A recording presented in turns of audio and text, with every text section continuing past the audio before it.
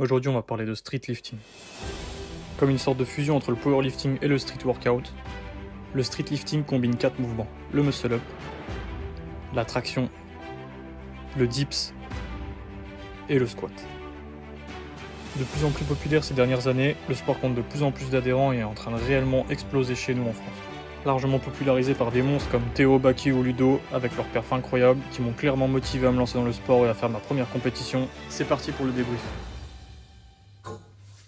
Ok les gars, on a placé le cadre, donc maintenant on va parler du contexte. J'ai commencé le street en septembre, donc à l'époque je faisais des dips et des tractions, très peu de squats, quasiment pas. Et un petit peu lassé de la muscu, j'avais envie de me challenger. J'avais envie d'un petit peu de compétition, parce que quand on fait de la muscu dans son coin, en vrai on est tout seul. On n'a pas grand chose pour se comparer aux autres, pas grand chose pour se challenger, à part comparer son physique, et encore ça c'est subjectif. Donc j'avais envie un petit peu de me lancer un défi, de me donner dans un sport, de participer réellement à des compétitions.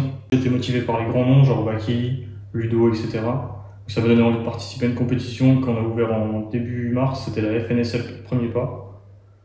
Du coup j'ai tenté de participer, ça n'a pas été fluctuant, j'ai pas été retenu. Moi j'avais un total à 320, il fallait un minimum à 350 pour passer. Du coup j'ai pas été pris.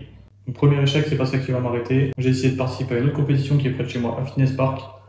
C'est pas une compétition officielle, mais c'est clairement pour me relancer, pour me prouver que je suis capable.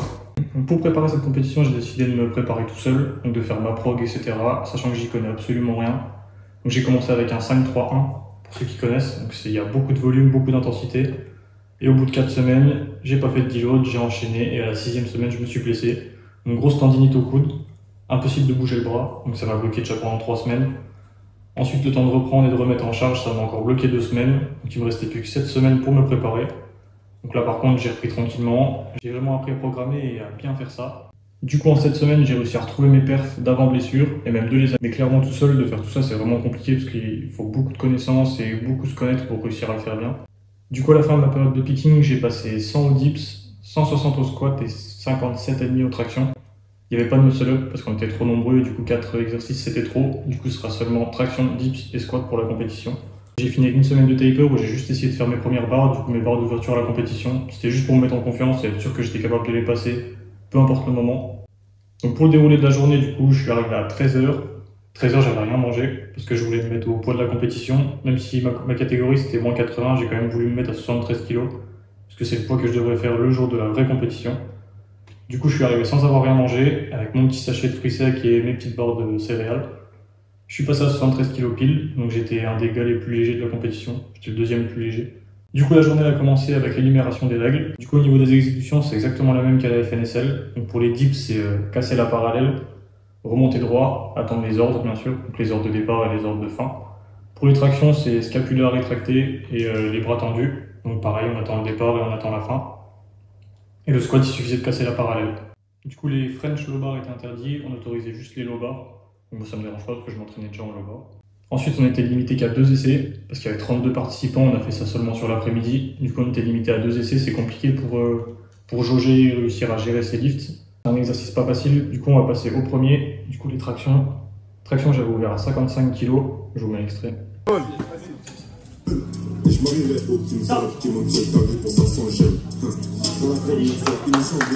Bon, le plus galère, clairement, c'était de réussir à s'échauffer, parce qu'il y avait beaucoup de monde. On avait seulement 2 barres pour s'échauffer. Et 8 ou 9 participants, donc tous en même temps, c'était vraiment compliqué de gérer les poids et les lifts entre les barres. Du coup, 55 kg, j'étais vraiment à l'aise. Je suis passé à 60 kg à la deuxième. Je vous mets la petite vidéo. Et clairement, je pense que j'aurais pu faire un petit 62,5 ou un 65 sans trop forcer. On y va. Allez, Max. Allez. Bon, du coup, vous l'avez vu, c'est quand même assez facile. Donc, clairement, je suis un petit peu déçu, mais quand même content parce que c'est un PR. J'avais fait 60 kg, mais avec une petite pause, donc no rep si je l'avais fait en compétition. Donc, je suis quand même content. Ensuite, on est passé au dips. Donc, dips, j'avais commencé à 95 kg. Je vous mets pas la vidéo, en vrai, c'était vraiment trop facile. Je pense que je me suis un petit peu undershoot sur celui-là. J'aurais pu mettre un petit peu plus. Donc, je vous mets directement la vidéo des 105 kg. Et je passais 105 kg à mon deuxième essai, du coup.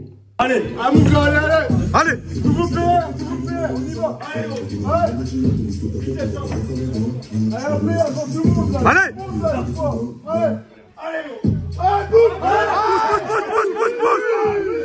Et là, pareil, franchement, elle passe facile. J'étais trop en forme, je pense, par rapport à ce que j'avais prévu. Du coup, j'ai eu du mal à jauger. Pendant au moins 5-10 minutes, j'ai hésité entre 102,5, 105, voire même plus. Et au final, je Je me suis raisonné, j'ai fait 105, c'est quand même un PR plus 5, donc ça fait quand même plaisir. Mais je pense que j'aurais pu passer 107,5, voire peut-être même 110. Mais avec 2 passages, c'est vraiment compliqué de réussir à gérer et à savoir qu'est-ce qu'on peut mettre, donc quand même content. Et on va passer au dernier du coup, au squat. Donc squat, mon ancien PR, c'était 160. Donc là j'ai ouvert, j'ai fait ma première barre à 155 kg. Donc je vous le mets.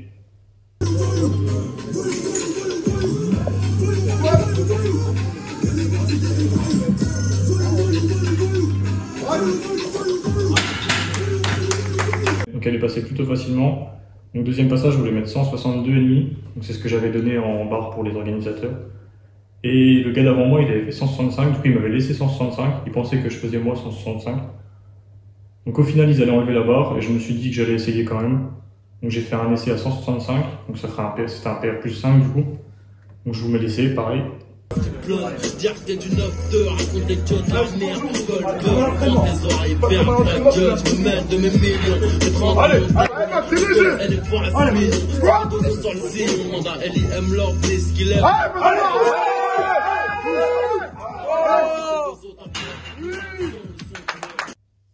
Et il est plutôt bien passé, du coup je suis content. J'ai fait que des PR sur les 3 mouvements, donc ça fait plaisir. Donc qu'est-ce que ça m'a apporté la petite compétition? Là, ça m'a clairement motivé. Donc à la fin d'année, je vais essayer de participer à la FNSL, donc les vrais championnats de France, pas les premiers pas. Je vais me donner à fond. Qu'est-ce que j'ai mis en place pour y arriver? Du coup, depuis 2 mois, je suis coaché par quelqu'un. Donc j'ai quelqu'un qui s'occupe de ma prog, de gérer un petit peu ma technique et d'essayer d'améliorer tous les points que je peux améliorer. Donc pour l'instant, le but, ça va être juste de se qualifier, et ça serait déjà énorme, parce que le niveau en France, il est en train de devenir vraiment incroyable. Il y a vraiment un gros niveau qui arrive. Que ce soit dans les petites ou dans les grosses KT, elles vont toutes être remplies, je pense, au prochain. Donc il va vraiment falloir se démarquer pour réussir à participer. Donc les gars, si vous hésitez à participer à des compétitions, je vous conseille vraiment d'y aller. Déjà, vous allez voir un peu de monde qui ont la même passion que vous et qui aiment le même sport que vous, qui pratiquent la même chose que vous. Vous allez pouvoir lifter devant du monde, et ça motive de ouf. La hype, ça va être vraiment. Et ça va vous donner un petit challenge, parce que je sais que quand on a une compétition de prévue, on se donne vraiment plus qu'en temps normal. Donc c'est vraiment l'occasion de se donner à fond et de se reconcentrer sur son entraînement. Des fois, ça remotive aussi. Parce que c'est vrai que porter tout seul dans son coin, c'est pas forcément le plus motivant.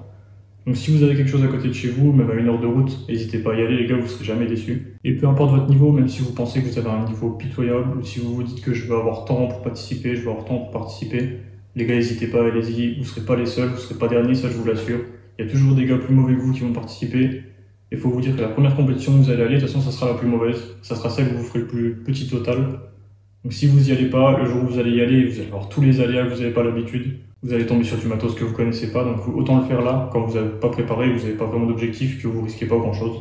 C'est l'occasion de prendre de l'expérience et de s'habituer.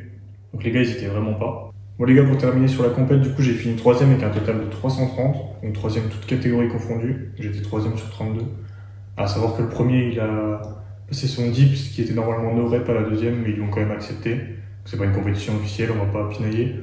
Mais il a passé son dips à 105 du coup, qui aurait dû être invalidé. Il avait déjà invalidé le premier, donc il aurait bullé, du coup il aurait été dernier.